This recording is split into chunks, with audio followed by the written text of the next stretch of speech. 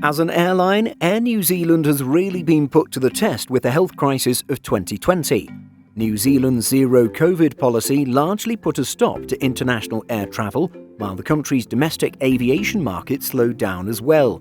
However, the airline has persevered and now things are looking up. In recent months, the airline has been hard at work reactivating some of its long-haul aircraft and has offered some exciting plans for its international 787 cabins, which will debut in 2024. With so much exciting and positive news, let's take a deep dive into the 2022 Air New Zealand fleet. At a glance, data from planespotters.net indicates that Air New Zealand has a fleet of 104 aircraft, at least at the time of this video's production. The aircraft types and quantities are as follows: 29 ATR 72-600s, 23 de Havilland Canada DHC-8-300s, 18 Airbus A320-200s, 6 Airbus A320neos, 7 Airbus A321neos, 7 Boeing 777-300ERs, and 14 Boeing 787-9s. While the collection of aircraft operated by Air New Zealand isn't quite as simple as, say, Virgin Atlantic, it's also not quite as diverse and complex as an airline like Korean Air. Indeed, grouping 787 and A320 variants together, the airline really only has 5 different types to operate. Still, this relative simplicity hasn't limited the airline's operations too much. Indeed, the ATR and DHC turboprops are well suited to island hopping, while its A320 family of aircraft handle a variety of services across the Tasman Sea to Australia. When it comes to higher capacity operations or flights to more distant intercontinental destinations, the airline's Boeing widebodies are fully capable of these long-distance missions. When it comes to Air New Zealand's turboprop fleet, there are 2 types: the ATR 72-600 and the de Havilland Canada -8300. The ATRs are much younger, with an average age of a little over 5.5 years. Meanwhile, the -8300s are much older, with an average age of roughly 16 years.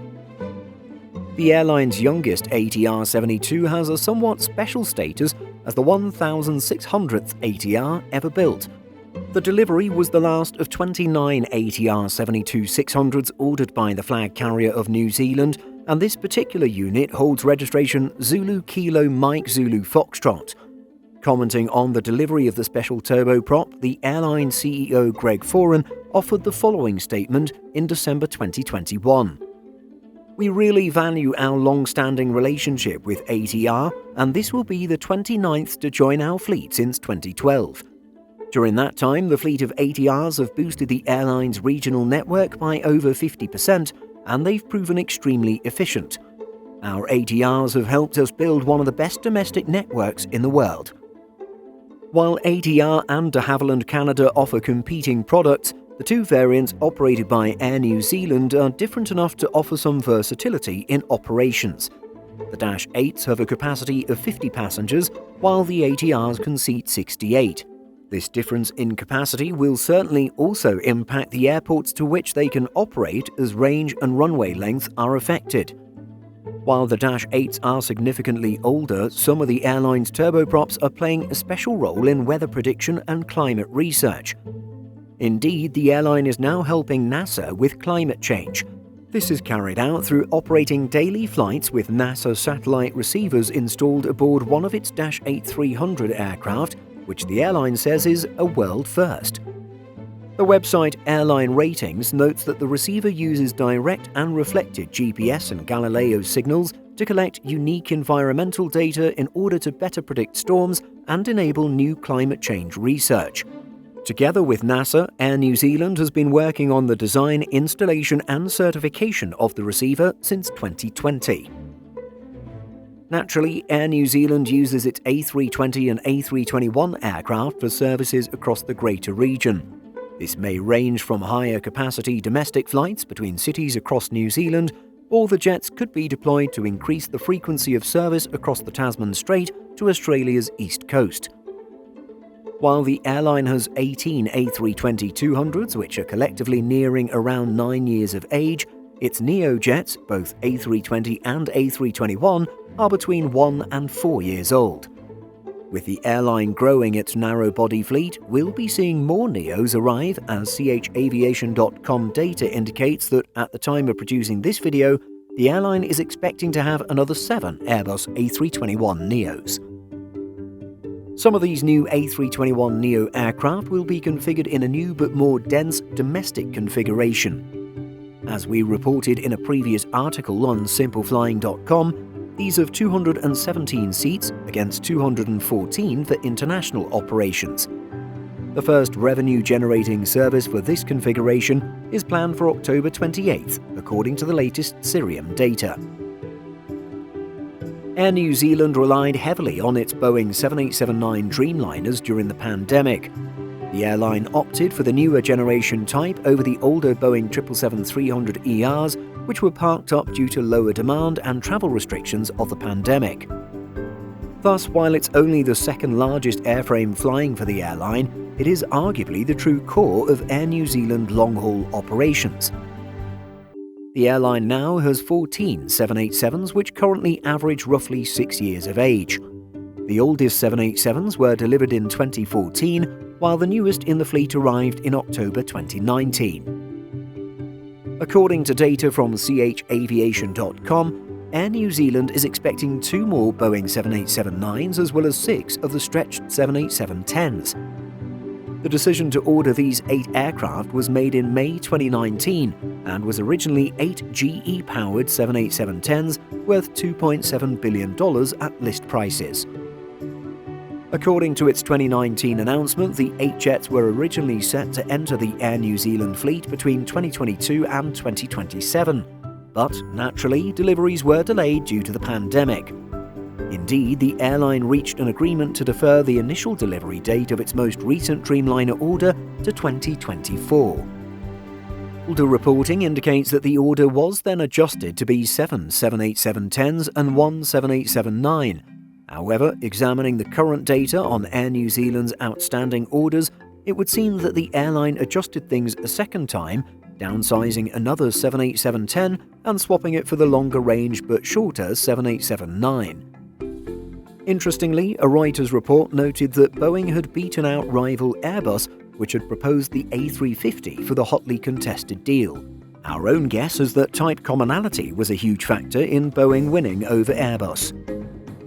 Air New Zealand's new 787-9 Dreamliners are anticipated to be game-changing when it comes to the passenger experience.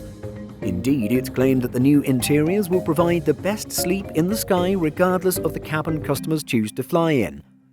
One innovative new feature as part of the new interior will be special sleeping pods.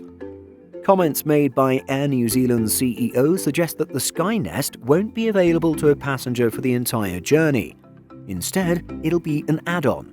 Thus, passengers seated in economy class can book a Skynest by the hour for an additional fee. The airline plans to have 6 Skynest pods on their Dreamliners post-2024, with retrofits to existing aircraft scheduled as well. The Skynest is just one of the new seat and cabin upgrades passengers can expect, as the airline also teased a host of other new features in its relatively new promotional video. Although most of the excitement has to do with the airline's Boeing 787s, we can't forget Air New Zealand's largest aircraft, the Boeing 777-300ER. Sadly, many of these jets were initially sent for storage in Victorville in August 2020, with an additional 3 stored in Auckland. Now, with the travel situation having improved greatly since 2020 and 2021, several of these wide-body jets have now returned to commercial passenger service. The airline had also recently announced that it will repatriate the other 777s that were stored in California. When the difficult decision was made to store our 777 fleet, we knew that the desert was an ideal environment due to its hot and dry conditions. After being stored for almost 2 years in this climate, they're coming out of long-term parking in good condition. Alex Maron, Air New Zealand Chief Operating Officer. As you may already know from Simple Flying articles and videos on our 2 YouTube channels, a great deal of work will need to take place in order to reactivate aircraft and get them out of long-term storage. As with all aircraft, such as Air New Zealand's 777s, work will include servicing the wheels on the landing gear, checking upholstery, and updating in-flight entertainment system content. All in all, it looks like the Air New Zealand fleet composition will remain quite similar for the next decade or so, particularly when it comes to aircraft types being operated. At the same time, we can expect to see some beautiful innovative cabin interiors in the coming years with the introduction of the Skynest and other products on board the Boeing 787-9. What do you think of Air New Zealand's fleet? Let us know by leaving a comment. Simple Flying publishes over 150 articles every week. If you're looking for the latest aviation news and insights, visit simpleflying.com.